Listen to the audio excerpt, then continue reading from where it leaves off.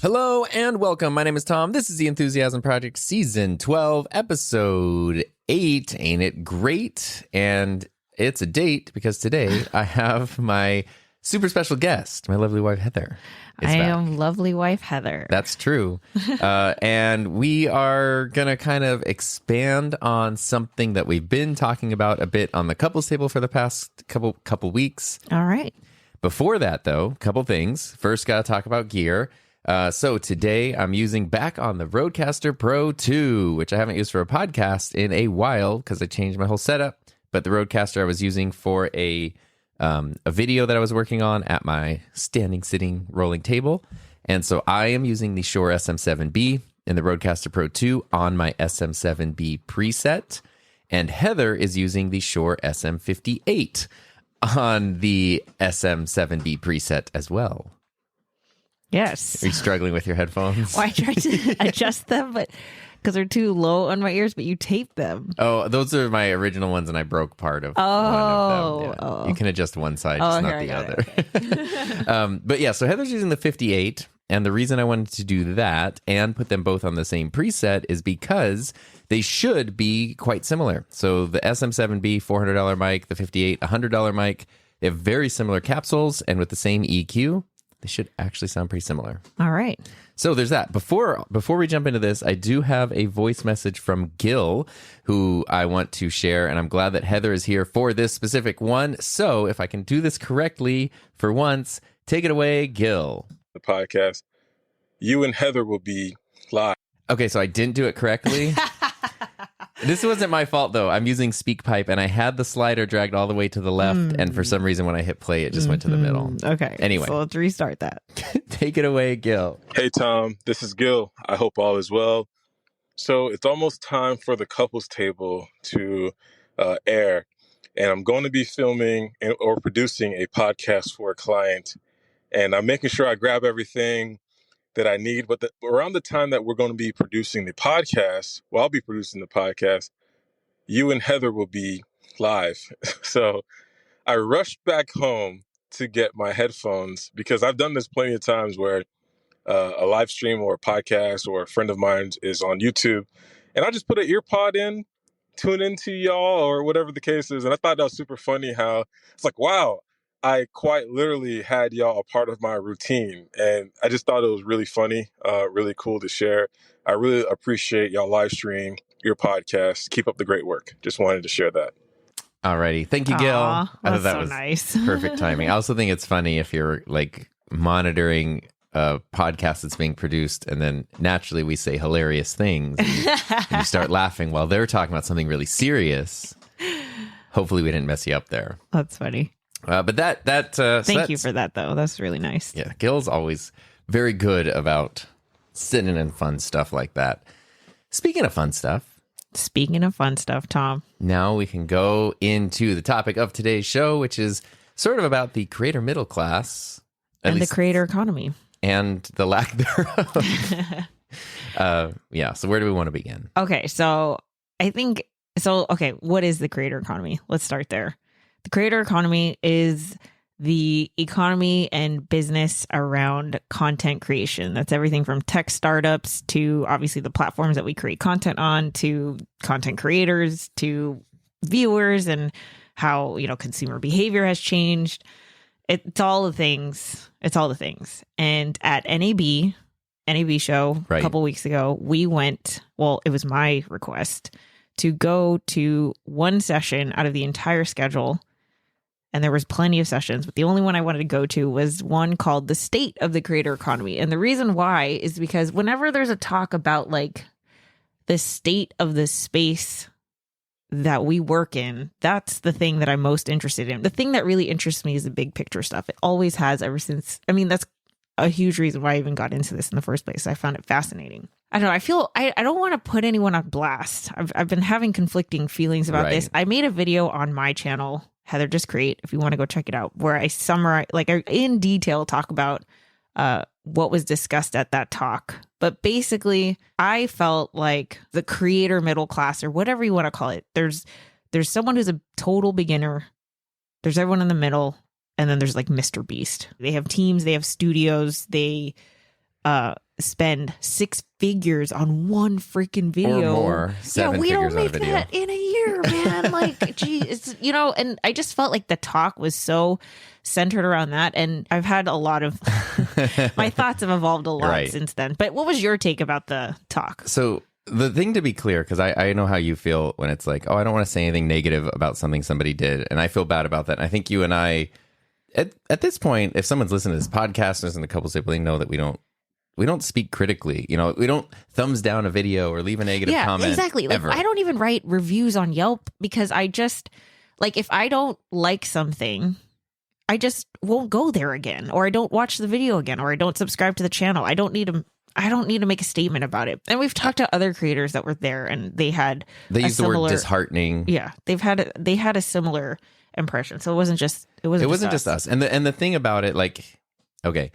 One, the description of the talk, like, the talk didn't live up to the description. The thing that just was so upsetting to me is that, for me and Tom, this is our craft. Like, we care so much about this. I mean, it is our life. Like, we don't stop talking about it. And yeah, we're lucky because we've managed to turn the thing that we're passionate about into a job. So it's, right. That could be a dangerous thing, but it's the thing. It's also the thing that we do to have fun. Yeah. So, on date nights, we are talking about this. So yeah, the thing that I was upset about was that it was so minimizing to the thing that we do. That's pretty bad. Like, those are not good results. And it sucks, because it's like the whole NAB experience was like, oh my God, look at the space that we're part of. It was the opposite of that. Yeah, like, what we do matters, it's impactful, and it didn't go in line, like you said, with anything that we saw or experienced or the other people we talked to throughout the whole thing. So the state of the creator economy at NAB is different than just let's me and you talk about the state of the creator economy. The people who are watching this show, who are at this conference, who are at this trade show, watching the state of the creator economy, are part of, like, they have a lot of reach and impact and power to make decisions. Well, why are these topics important? Because we are part of a group of creators that are not being represented, and I feel like are just being ignored because people don't know we're here, because we're not big enough, and we're not, you said this before, the people who are just starting out, there's so many resources, there's so many YouTube channels, there's so many freaking things to help you get your channel, like, to start a YouTube channel or to start creating content or become an influencer or whatever. But if you're already going, right, and you're at 10,000, 50,000, 100,000 subscribers, there's not really, it's just us texting each other. Like, yeah, that's the help we get. To use the business analogy, it's less of like, you're not at a Google phase or a giant corporation phase that has a legal team, an HR team, a friggin' accounting team. But you're also not at the, like, kitchen table brainstorming phase. Yes. You're at the point where your shop doors are open, customers are coming in, you're maintaining it every day. And you're just doing that day in, day out. But you're just trying to figure it out. And the thing that we noticed, especially NAB was so good for this, because so much of our time is just you and I talking. But NAB, we got to interact with so many other people who are going through the same thing. And the thing that struck both of us, I think, was that even though we all got to a point where we have a shop with doors open, we all had to reinvent the wheel to get there, instead of maybe getting some other level of support or understanding along the way. And that's where it's like, you kind of realize this middle section, because nobody's going to make it to the mega creator phase. Like, it's such a small group overall, even though it brings in a lot of viewers and a lot of money to the platform. And I understand why the platforms focus on them, and they're not doing anything wrong. They shouldn't go away. But the fact that they have the same label that we have is weird. It's confusing, and turns out probably a little bit harmful, because now the whatever you want, the small business size creator who is just trying to get things going and reinventing the wheel completely gets left in the dust. We put in so much work into this. Cares so much. Yeah, and it's not even just us. Like, it's everyone we met. Yeah. Like, everyone is genuinely passionate about this. And so many of the people that we spent a lot of time with, doing this as their full-time or part-time, potentially full-time thing, it's a second, third career. They're people who aren't 19 years old necessarily, although a couple of them were younger, but a lot of them were career changers. Changers, closer to middle age, supporting families. Like, that's very cool. So here's what I did. Well, this is what we did, Tom and I, because I couldn't stop thinking about it. And then so I came up with a thesis that was basically saying that the creators that we're referring to have more in common with a small business, like the small mom pop shop down the street. We have more in common with that person than we do with Mr. Beast, because if you just look at it on a business level, we're operating at different budgets, we have different goals, we have different operations. Honestly, if we went to the mom pop shop down the street and asked them about how they run their business, I bet we would learn more than going to the talk from the president of Mr. Beast. I remember this was a couple years ago when like Mr. Beast was first popping up on my radar, and there was a video about like I bought every car at a car dealership to give away or something, and it was one of those big crazy giveaway videos. And people were, like, he's so generous, he's so this. And I remember thinking at that point, this was when there was a little bit less transparency about the behind the scenes of that channel. I was like, there's no way. Like, I've bought a car before, you've bought a car before. It took me, I don't know, 6 hours, 7 hours to sign the papers on my RAV4, my one RAV4 7 years ago. If you're buying an entire, like, there's so many logistics and so much back end and which so many legal things, which obviously he did not do. Yeah. Which is fine. He's able to hire the right people to do that, to take care of that, and then move forward with the idea from there. But right there, then you have people thinking like, I should be able to like orchestrate something big. I should be able to do something like, and it's like, no, you should not be comparing yourself to this thing because you are not the same. Well, that, and like, I feel like a lot of creators, the ones that we're thinking about, don't. Like, if you aspire to be absolutely famous, celebrity big, awesome. Right. But, like, I don't... No one we know is on that track. Yeah. Like, to me, the people that we're talking about, the thing that motivates them is that they're genuinely excited to create content about the thing that they're passionate about. They want to share a thing. Being on camera almost becomes a necessity of it because that's the way to do it. You would be talking about it anyway. Yeah, I need to share my knowledge, the way to do that is through YouTube. Exactly. Okay, the way for me to do that is you need to see and hear me. And so now I've had to pick up the skill of being an on-camera personality, which is, out of necessity and not the main goal. So my thesis was that there is a type of creator like you and me and a lot of the people that we know, and there's no recognition, no representation, and of course, like, if we can get to this point, that'd be awesome. But no support, no resources, no advocacy. All I want is a seat at the table at this point. Just so if someone is gonna do a talk about the state of the creator economy, please, like, we matter. Yeah. And I think I think you had the analogy of the Patreon, but like, if Tom's channel is 144,000 subscribers as of this morning. Congratulations. Hey. And yes, he is. You can say he's easily replaceable. If he stopped creating content, there's somebody to fill his place because there's so many channels on YouTube. Right. But if you take me, if you take all of these creators that we're talking about who don't have necessarily 1 million subscribers on their own, I'm curious how much we would have collectively. Right. And not even just viewer count, but then economic impact. Right. Exactly. How much revenue are you driving to the YouTube platform? How much revenue are you driving to businesses and brands and things?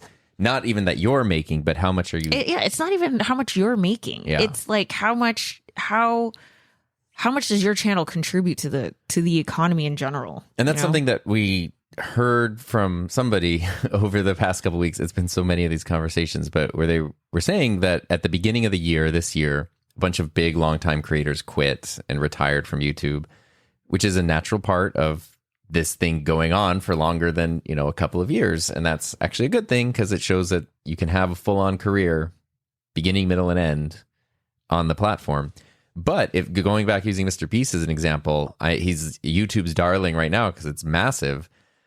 If he decided to quit, or I don't know, Netflix offered like a lucrative deal and went over there, would be effed. That's a lot. That's a huge chunk of viewership and revenue. Be very worrying for YouTube. Right. So there, despite how many creators there are and how many, how varied it is, there are a lot of eggs in a couple of these very big baskets. And the person we were talking to was saying that, especially with sort of like the mass exodus earlier this year, YouTube seems to be pivoting towards boosting smaller channels. Like you and I and pretty much everyone we've talked to have noticed that we've been getting recommendations for very small channels on our, channel has 200 subscribers, a video has 10 views. Like it's not just the trending page on your homepage. And that's cool. Like that's something that people have been wanting for a long time, is small creators being able to also have their voice heard in the loudness. And the analogy of Patreon that I used was if you're somebody who makes $5,000 a month via Patreon, for example, but you have one $5,000 patron or two $2,500 patrons and they leave, you're effed. You're at zero. Yes. If you have $5,001 patrons, there's a lot more room for flexibility there. People can come in and out. People can naturally come and go as life happens and things change, and you're not probably people won't all leave at the same time unless you do something it would be controversial. Weird. It would be very weird. And so, it makes sense for YouTube to then also do that. Of course, they're going to pay attention to the massive studio channels. Like, of course, yeah. And that's fine. They should. Like, those channels are very important. But at the same time, it's nice that then, okay, maybe these smaller channels are here, but it sort of seems to be this random shotgun blast approach where still, it's almost like the approach is, okay, let's just go find the smallest channels and promote those. It's still the thing where the person in the middle is just kind of overlooked. Yeah. That's the thing too with YouTube that I've talked about before. If you are one of those mega channels, Mr. Beast is the easiest example because he's the biggest. But even if you're at he's at 260 million or so, it's an absurd number. But even if you're at, we'll say a modest 15 million, 10 million subscribers on YouTube, you have a little more access to some support. You have a little more resources. You can do things on the platform and with the platform that other people can't do. And you're probably operating at a different budget, Chances are at that point you aren't a one-person crew or a two-person crew.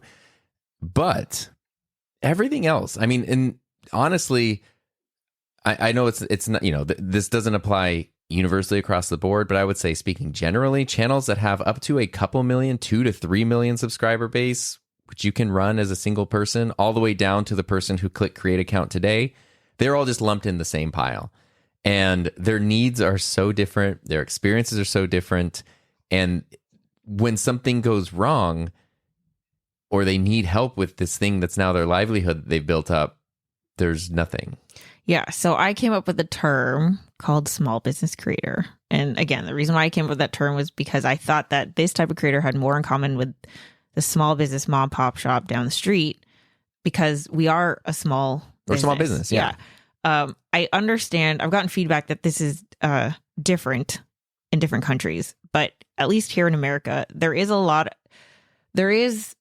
I would say the average American recognizes and values shopping local. Like there's a big push for shopping local, shop small business.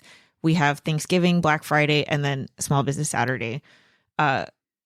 Yes, Amazon's taking over and all this, but I do think that there's an importance of the small business owner, the hardworking American man and woman who built their business from scratch and just, hung up the shingle. That's the American dream. The store or the restaurant that's been in the town for years and years. Exactly. Right. And I was like, okay, I feel like that same dedication, that same courage and bravery to be able to do that.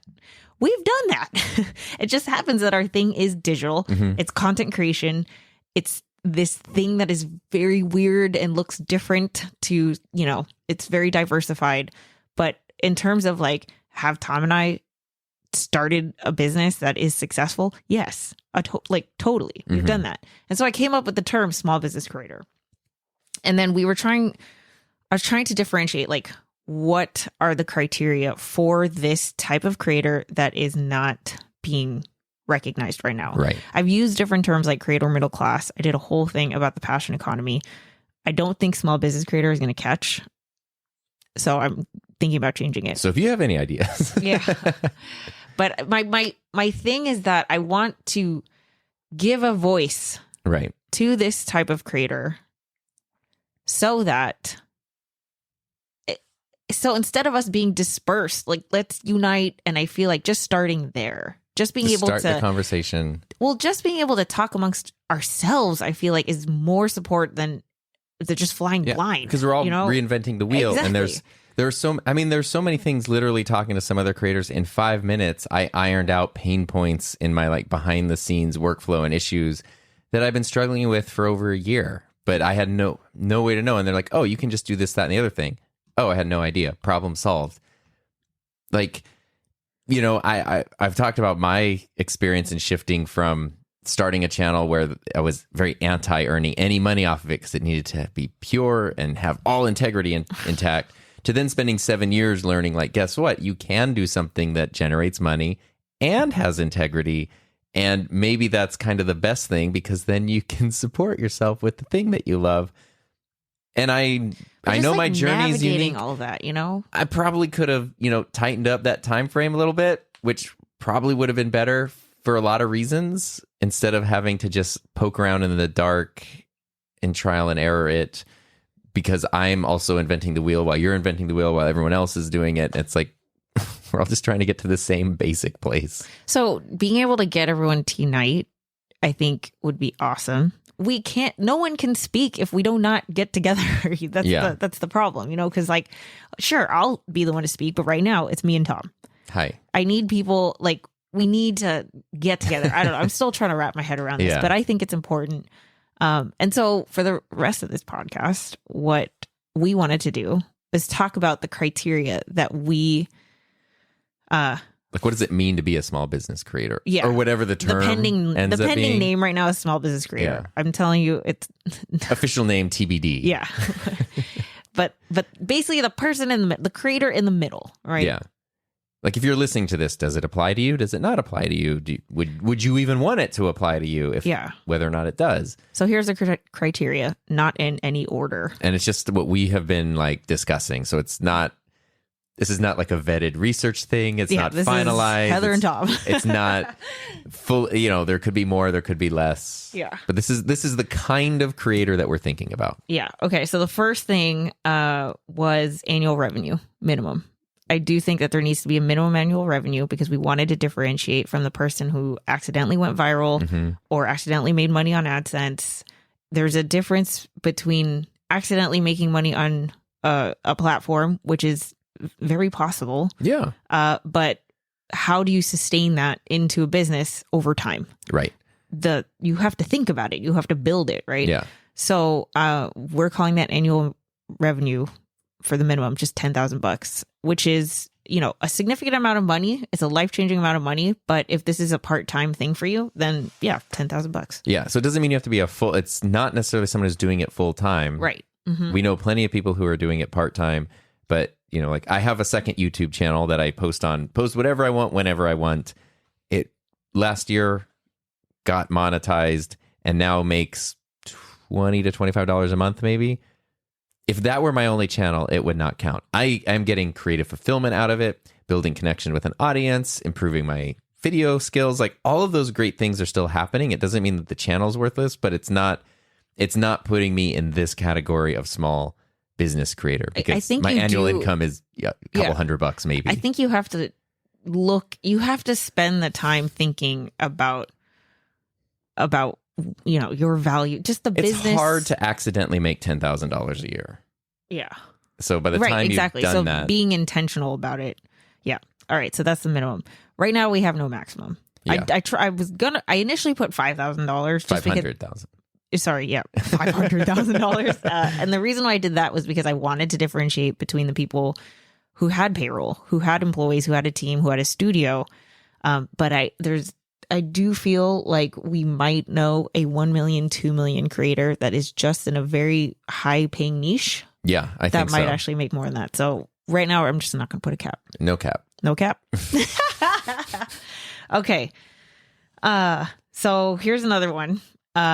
Authenticity, creative expression, and individuality are a priority. The driving factors Yeah. between why you make something in the first place. Yes. I think being able to connect with people who get the thing, who either get you or get the thing that it is that you're talking about, I feel like is a huge part of why this creator makes content. Because I'll use Tom as an example. Tom makes videos about audio and video. This is what you have been passionate about since you can hold a camera. Mm-hmm. If you saw that Minecraft was trending, you're not going to pivot to now chase this trend to get more views. You can only make videos about this topic because this is the thing, literally camera on, camera off. You're talking about it. Okay. Yes. He's telling me about the changes in the studio. I'm like, babe, just go record a video and go tell your members.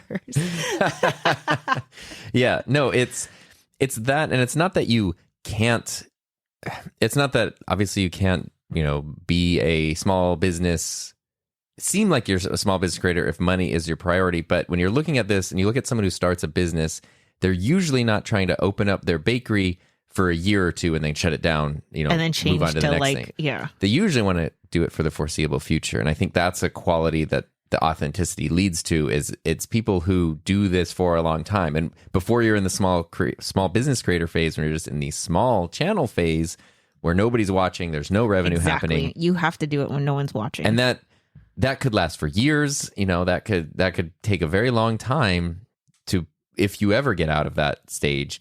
But it almost doesn't matter because you enjoyed it so much, you're not going to give up even when you're in that stage, because you almost can't. Exactly. You're like compelled to make these things, share this stuff, create these things. And then if it happens to grow, now you're in the situation where you're like, oh, okay, how do I manage this? Also, I just want to put this out here. I always feel like I have to disclaim this. I'm not hating on people who chase trends, who want to be a creator because they just want to create there are people who want to be content creators and it doesn't even really matter what the content is. Like, you want to be a part of the space. That is awesome. Great. I'm just trying to identify the type of creator that we're talking about so that we can get together. Right. It's not excluding because we think you're better or we think we're better, whatever. I'm just I feel like this group does not have support. We need to get together in order to be supported. Because that's the thing, is like, I always felt like a weirdo where it's like, you're investing so much time and energy in this thing that, why are you doing that? It makes sense now when people are like, oh, you can do it full time. Yeah, and the channel you're making grew a job. and there's a decent income. Of course you're going to do that. But, for most of the time that I did the channel, it was not that case. And you, of course, understood right from the beginning. But for other people, like, that is one of the first questions people ask, how you make money with that. And now I have, like, it's still an uncomfortable question. But when it's like, oh, I'm spending money, like I'm losing money every year on this channel. Why are you doing that? It's like, I don't know how to explain intrinsic motivation to you. Like, why do you want to learn how to play the guitar even though you'll never be a famous musician? Like, I just really want to learn how to play the guitar because I love it. And that's a tough thing to explain. And it's an easy thing to feel kind of crazy and isolated about. And it seems like the people that we are thinking of and the people we've interacted with, they all kind of started that way. Yeah. All right. Next thing is integrity and ethics. I'm not really sure how to, will you explain this? Because you're really good about this. It is having them. and I would say that's not to say, okay, there is a thing. I've heard people say that it's impossible to become a billionaire ethically. There's no such thing as a moral billionaire. And if you look at what somebody has to do, even if it seems like they have the best intentions, there's really no way to amass that amount of wealth without doing something. So I'm not even going to say that because I don't know a billionaire. I don't either. That's what I'm saying. This is a thing. I do believe this, but because it's an absurd, Lord of the Rings dragon level amount of wealth. I don't want to say that you can't be massive without sacrificing integrity, because there are big creators. I would say like Marquez Brownlee. I would say Mr. Who's the Boss we were talking about. Like I'm thinking of like kind of these bigger tech channels because that's sort of more my sphere, who operate under a lot of integrity, and it's really important to them, even though they have teams, even though they generate tons of exactly. And if they were to lose their integrity, it would kill their entire business. So it's a thing. It's a thing that allowed them to grow. It's a thing that they value very much. So it's not that bigger things can't have that stuff, but I feel like smaller creators not only need to operate from a place of integrity and ethics, but because you're reinventing the wheel, it's so easy to get swept up in sacrificing those things without realizing you're sacrificing them.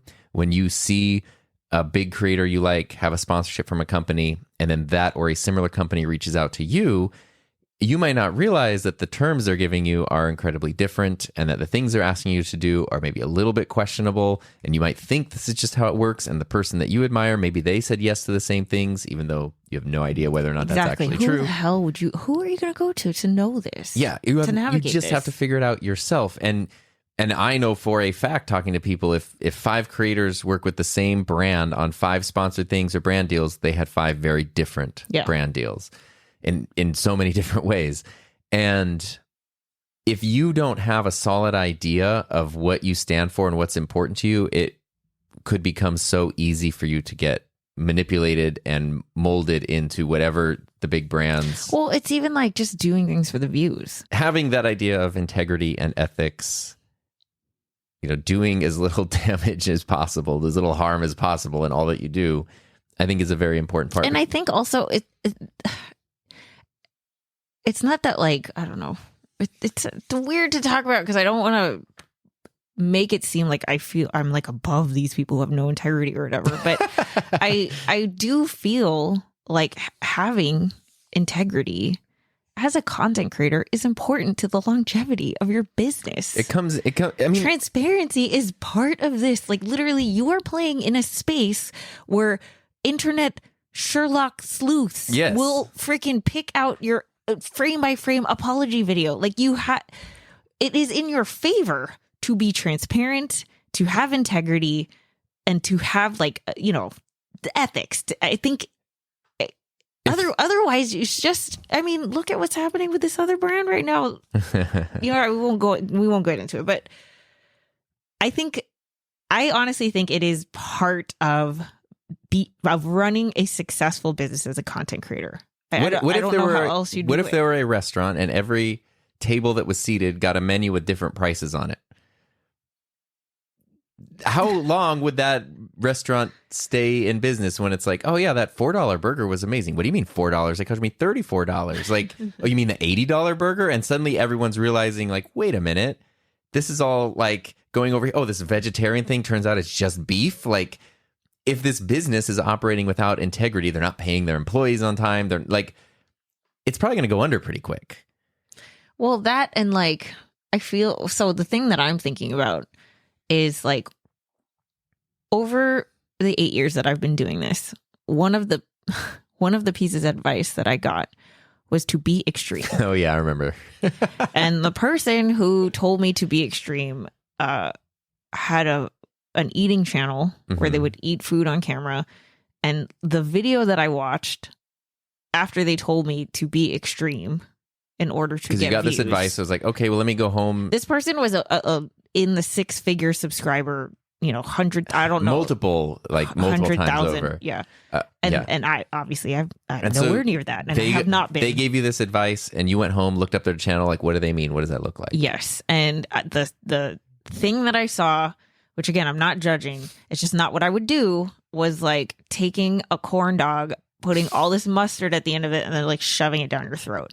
I would never do that. It's just not, I don't know. It's just not. It's extreme. It's definitely extreme. That person doesn't make content anymore. Right. So it's extremely unsustainable. I think that part of having integrity is creating content that you're proud of. And so I think that's different for everybody.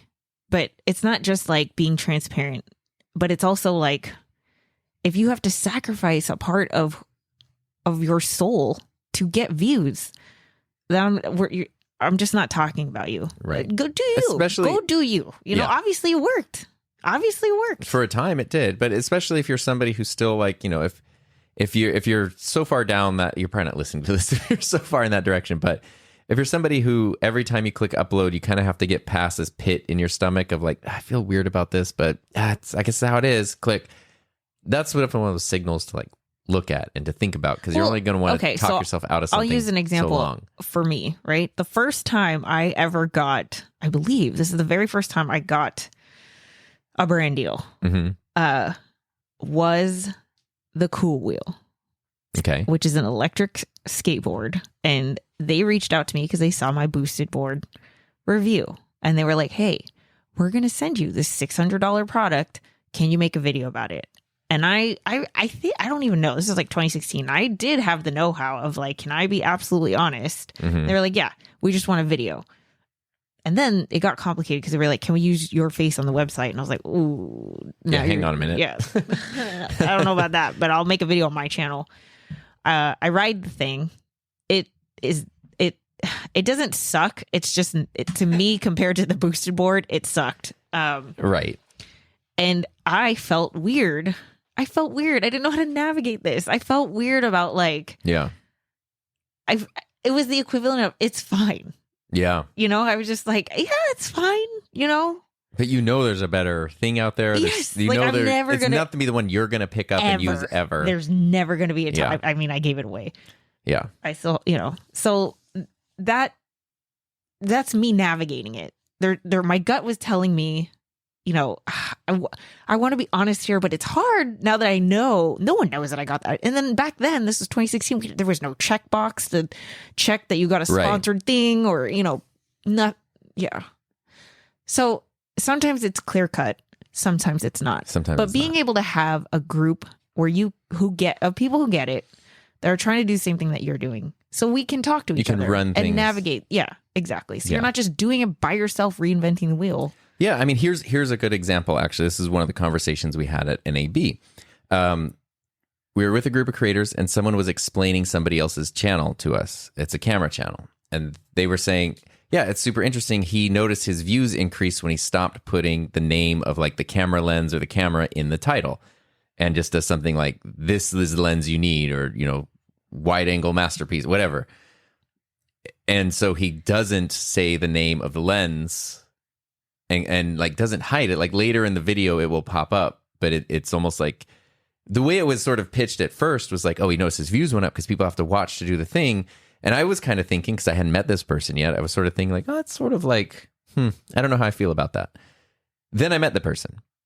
And his explanation for that was, yes, I did notice the views went up when they did that, but that's because people don't necessarily care about this specific focal length or this specific thing. They want to know what you can do with it. So if I'm making a video that says, you know, whatever, 24 to 105 lens, so many people are not even going to know what that means or care or be interested. But if you make a video that's the person who already knows. But then the person, if there's a video that's like the only lens you need for vacation or something. Right. Oh, I'm going on vacation. I want to know what that lens is. And I don't even care about the numbers that are on the lens. I want to know, oh, it's going to let me take wide shots of scenery, but I can still zoom in and get, you know, like wildlife or portraits or something. Oh, that's pretty cool. And at the end, it happens to be this one, or here's the link that takes me to the lens, but I don't even care what it is. And so it was something that sounded kind of shady when it was described to me. But then after meeting the person, seeing how they did it and why they did it, I feel that it's totally like a win-win. It's a thing that they're operating with a level of ethics and integrity. They're also doing what's beneficial for their channel, which is growing, and it's beneficial for the audience because people are understanding a different audience. Exactly. Yeah, people are understanding, and believe it or not, by the end, by the time someone goes through that, watches the video, buys the lens, uses it, they're going to pick up that info, and now they're going to know, they're going to have an idea. They have learned. Yeah. I'm using this as a random example. I don't even think it's an example on it, but they're going to know what 24 to 105 is, which they wouldn't have cared about before. So it's one of those things that's a win-win-win, but that's a very savvy approach that requires trial and error and conversation and figuring out. And, you know, for every video that now does well because this formula has been found, there were probably many, many that didn't and were frustrating. And, exactly. You know, like navigating that kind of thing. Excuse me. What happened to you? Getting a little choked up here. All right, let's move on to the next thing. Let's do it. Influencing happens organically. Yes. So it's an influencer who only pitches organic goods. Okay, creators versus influencers. I feel like there is a difference. This is a whole discussion on its own. We could do a whole podcast on this. So like, let's try to. Yeah, there's a Briefly talk Venn about diagram where there's overlap. Some creators are influencers. I feel like the group that we're talking about, they do not use the word influencer to describe themselves. Right. They also don't use the word entrepreneur to describe themselves. Is my even hunch. if they are an influencer or they are an entrepreneur, but they don't. That's not the label they give themselves. I remember We sitting give next ourselves. to someone at a hockey game and they were asking like during the intermission, what do you do? And I was like, oh, like I have a YouTube channel or whatever. And he was like, oh, so that means you're like an influencer. And I remember going like, I guess technically, but like, I don't like that term. And he wasn't wrong, but I wouldn't. I don't think an influencer came up with the word influencer. No, That's a marketing term. But I mean, you know, when you're creating from this place and you reach a point where you're, you know, generating a full or part-time revenue from it, you probably do have some kind of influence over an audience that you have built up over a long time. Yeah, And see, the thing that's so stupid, sorry to cut you off, No, is it's like, fine. obviously we have influence among our family and friends, right? I love you. If I see something that I know you're going to like, obviously I'm going to tell you about Right. it, right? If I care about this person, I see something that makes me think of them. I use something that I think that they would like. It's word of mouth, Yeah. right? And I feel like that is the organic part of what these creators do on their channel. Yeah. So like for It's the you, same thing. yeah, like, hey, I took this microphone to NAB, whatever. Like, this is what was great about it. Here you go. It's different when it's like you just become the home shopping network. yeah, it's entirely different. Like the You got it because you were sent it. You wouldn't have got it otherwise. Yeah, I mean, and even in some of those cases, so like a good example of this is the Hollyland Mars, which is a wireless video transmitter system. So you Okay. can plug one into a camera, plug the receiver into like your computer or a switcher or something, and now you can wirelessly transmit video without needing a cable. That's very cool, and that's something I was very curious about, but it's like $700, and I wasn't curious enough about it to spend $700 on it. But eventually, this was maybe like 3 or 4 years ago, Hollyland reached out, said, hey, do you want to try this? And I said, I really do want to try this. Because I'm genuinely curious about it. Of course, it's the whole thing, no obligation to make a video or anything. But I ended up making a video because I found it so interesting and because I wanted to answer a lot of the questions I had about it when I was thinking about using it. And so I made a video about it, but I still use it a lot. And so even now, sometimes it will pop up in a thing where people will say, what's that connected to your camera? And I say, oh, it's a Hollyland Mars wireless video thing. I use it for this reason. They might click a link to go buy that because of that. So therefore, I'm influencing them. And I was sent the thing for free, but I'm not making the video or showcasing it. You need to get this, even though you don't really need to get it. But you need to get it because you need to click my link and get the thing. It's just like, yeah, this is the thing I use and it's cool. Other times it's, I don't know, here's the desk mat I bought on Amazon. And you like the way it looks? Well, here's where you go get it. I don't know. I mean, this varies among niches, right? But I also think that there is something to be said, like Red Bull's approach, of like, there's no way you can do this on your own, but we have the funding. Yeah. Like, we can help you do this insane thing. It's the same thing. Like, the company can pay you, and then now you're able to, I don't know, go on a trip and do these do this thing that it matters who is doing it to the audience because they care. There's a trust there, right? Because of the integrity. B&H sent us to NAB. Right. They covered our travel costs to go to NAB. We could have gone without them, but it would have been a lot more difficult and a lot easier, especially prior to going and knowing what it's like to be there. It would have been easier to go like, nah, just not. Yeah. But they enabled us to do that by covering those costs. All they asked in return was, if you make anything, just say, thanks, B&H, for sending us here. So thanks, B&H. Yes, thanks, B&H. Which we did. And that's it. There wasn't like, it needs to be this long, it needs to include this, it needs to be whatever. They're like, just let people know that you did this if you make anything. So that's pretty good.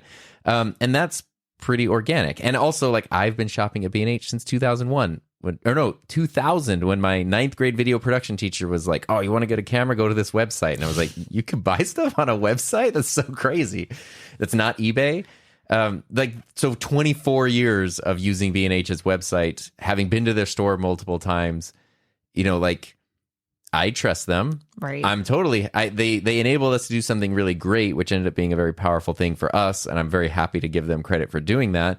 And it's also a thing where if I tell somebody, I bought my cameras from B&H, I bought this, whatever, so many things from B&H, funded both of my school programs with so much stuff from B&H.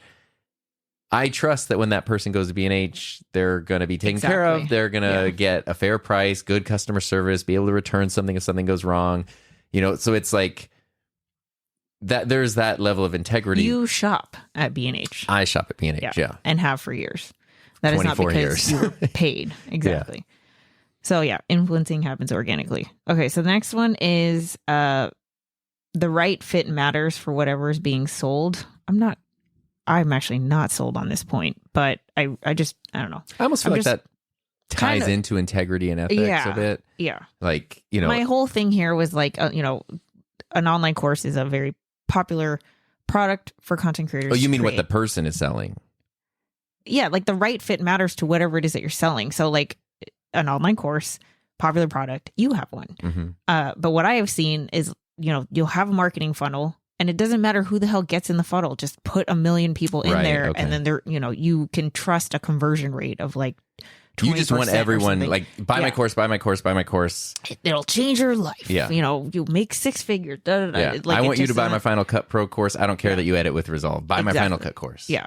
It's a terrible Whereas I feel okay, I'm going to use Peter Lindgren as an example because he designed his battery charger based off of his own pain points and his own experience. And there you go. People who watch his channel, guess what? They have the same pain points. Right. Because you have that in common, which is why you're watching him. And so it wouldn't make sense to anybody else. But if you are someone who creates content or whatever, like Peter, it's a perfect fit, right? Yes. So I feel like there is a care in terms of what is being sold and who it is being who's being targeted with the thing that you are selling. Yeah. And is it a decent thing or is it just some hunk of junk you slapped a logo onto or something? So the reason why I'm not sure if that should be criteria is that I don't know if the way that this group monetizes is so different. Yeah. So I don't even know if that's I feel like that's relevant. A subset of integrity and ethics. Yeah. Maybe not a standalone point, but it's sort of a subset there. You can hear the pen clicking. Okay. Okay. The next point is wanting to make a difference / impact. I don't think I didn't start a YouTube channel because I wanted to make a difference. That's what happened. Actually, I did. But you wanted to educate and empower people to utilize digital media to achieve meaningful goals. Yes. So I actually did. But I feel like a lot of people, it's okay. So I started 2 YouTube channels. Yeah. I started the one that was the tutorial channel to do that mission statement. Yeah. And then I started a vlog to document the journey in building that.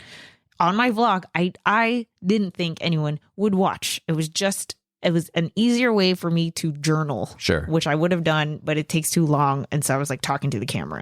I didn't think anyone actually would watch, I don't know. And when I was making it, no one was watching. Right.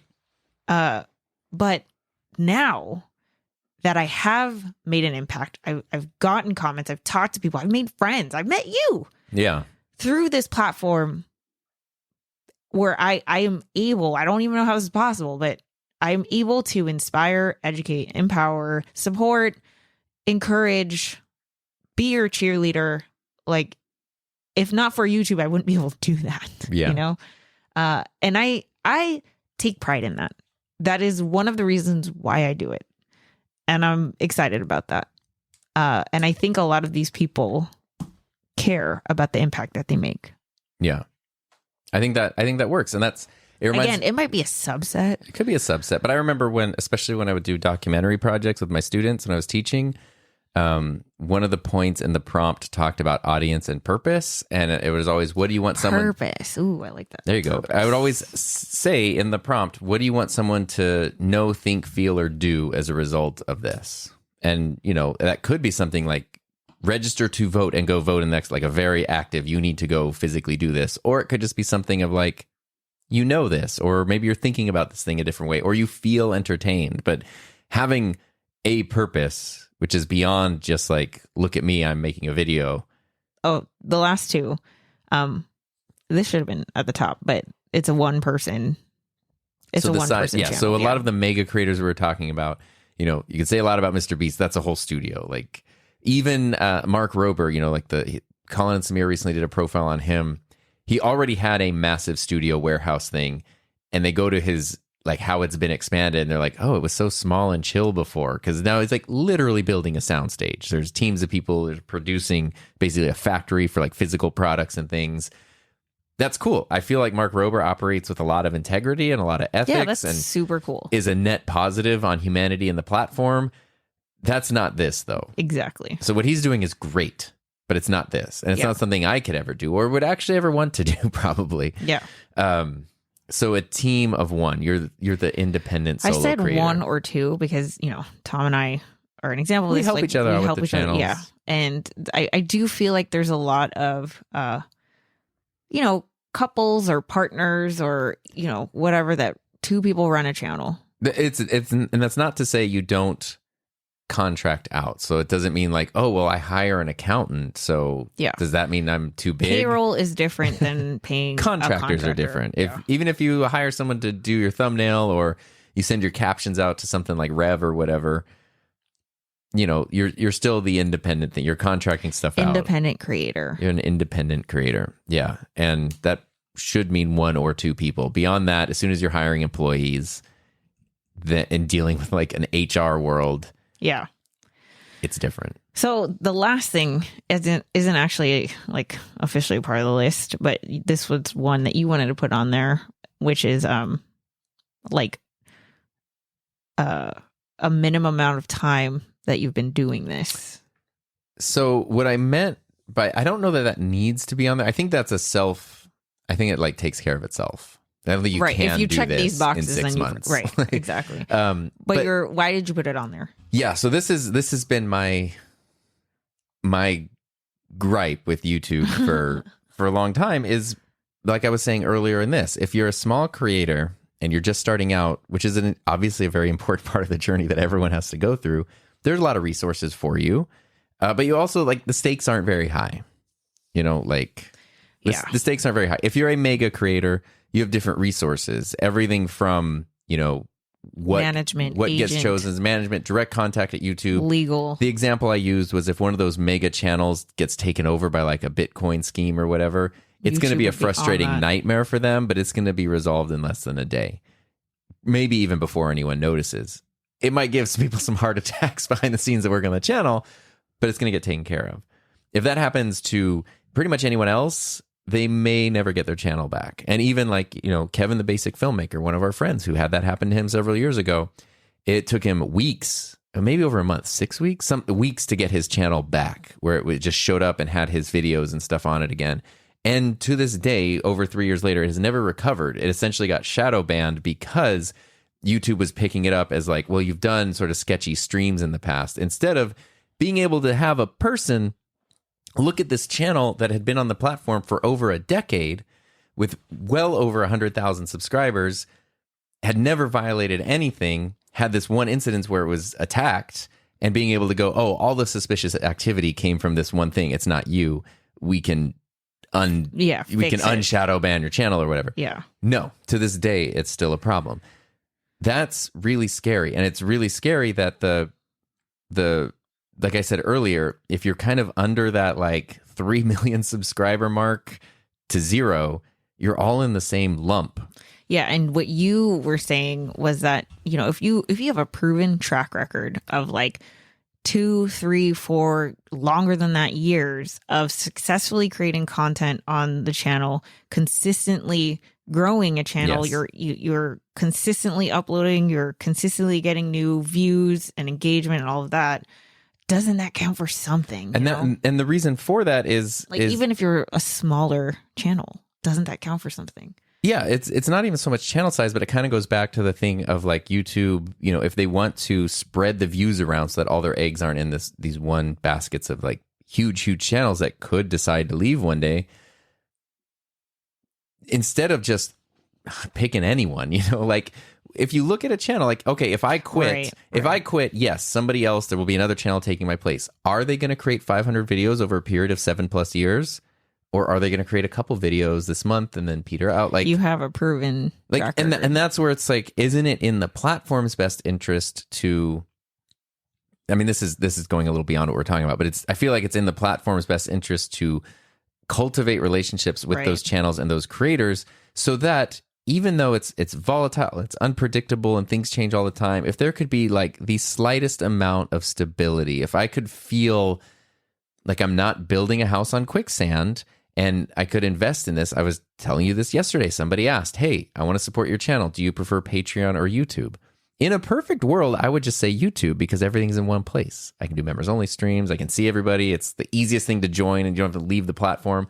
I told them Patreon because if YouTube goes crazy and disappears, I don't want all the eggs in one basket. I have YouTube and Patreon, and that's because I want it to be whatever somebody prefers. But if someone's going to ask me what they prefer, I say Patreon, because it's separate, because I don't trust YouTube, because they give me no reason to trust them for these kinds of things. What if they did? And that means what if they found these creators and sort of cultivated these relationships to make you feel a little bit secure?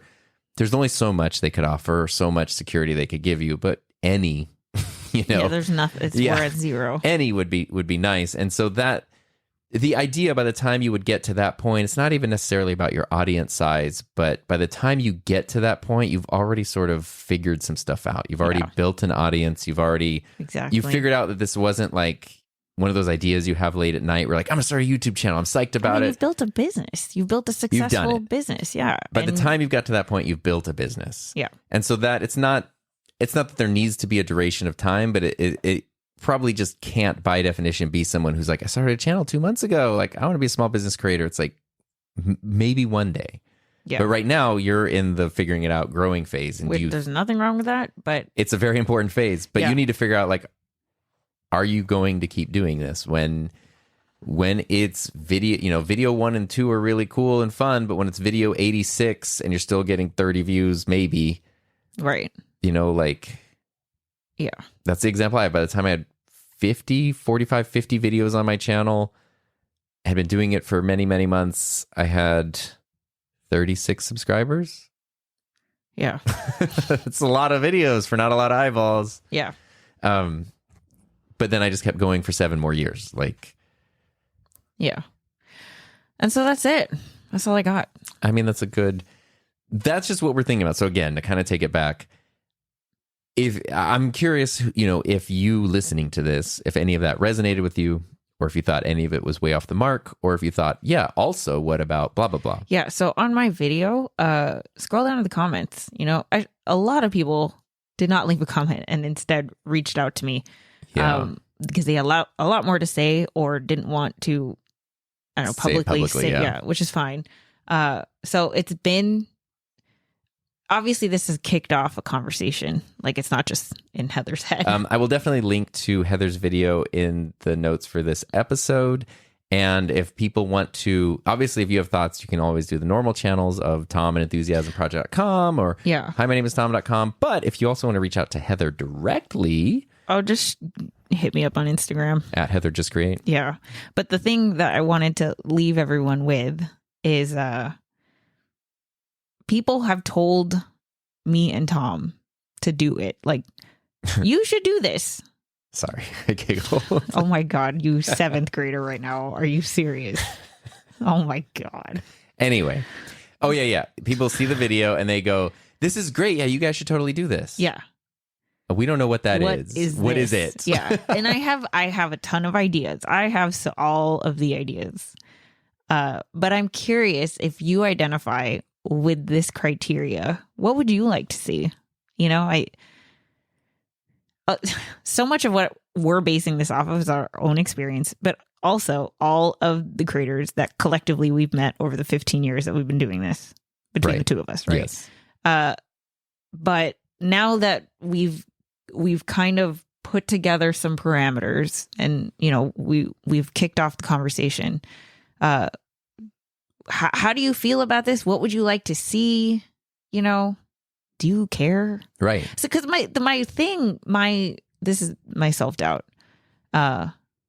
is like, who cares? You know? Because, okay, cool. Let's, so what if we get together? How is that any different than all the Discord servers that already exist?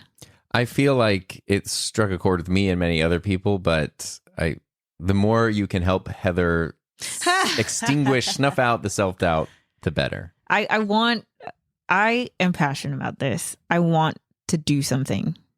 And I have some pretty viable ideas, I think. But I want to see, like, if you're a small business creator in Nebraska, right? I don't know what you're going through. Like, what would you like to see? Or in a totally different niche or country or whatever. Yeah, exactly. Yeah. So there you go. That's a great place to leave it. All right.